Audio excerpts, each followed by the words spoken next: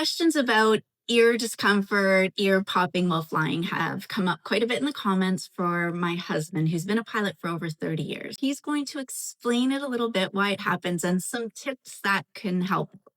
The atmosphere around us, where we are, exerts its greatest pressure at sea level. When we get aboard an airplane and we climb away from sea level, the air pressure decreases. Now, the cabin inside the airplane just decreases to an altitude of around 6 to 8,000 feet, which allows us to keep breathing without a mask on our face, of course. Now, there's a tube inside your throat called the Eustachian tube. I think I'm pronouncing that right. Goes from your throat to your middle ear. And sometimes the sea level air gets trapped in there and it can't get out. And then as the cabin climbs, you feel that pressure pushing up against your eardrum to a point where it starts to become uncomfortable.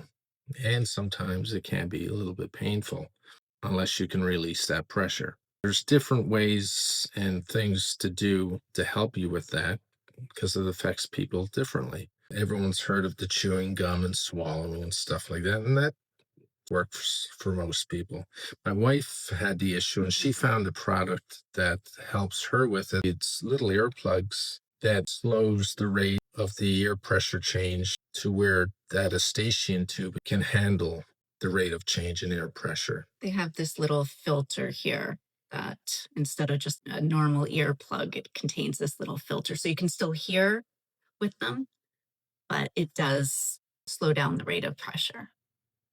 Then once you get up at altitude, if you're able to relieve that pressure, you're cruising along, but you're going to have the opposite on the way down. Now you got the pressure of 8,000 feet or 6,000 feet in that Eustachian tube. You need to equalize that pressure. Those earplugs help. There's another technique, it's called a Valsalva maneuver, where you're squeezing your nose, closing your mouth, and blowing gently in an effort to force air into that Eustachian tube to widen it up enough to let the air equalize. And sometimes that helps. And the Works. other thing people have asked or mentioned when they get off the plane, that it's still hurting. So you had mentioned some flight attendants Yeah, had. I've heard them talk about taking a hot cloth with hot water, dampening the cloth, and then putting that cup over your ear. And I've heard that that works as well. To help relax the muscles. Mhm. So those are some tips. If you have any other questions about it, feel free to ask in the comments.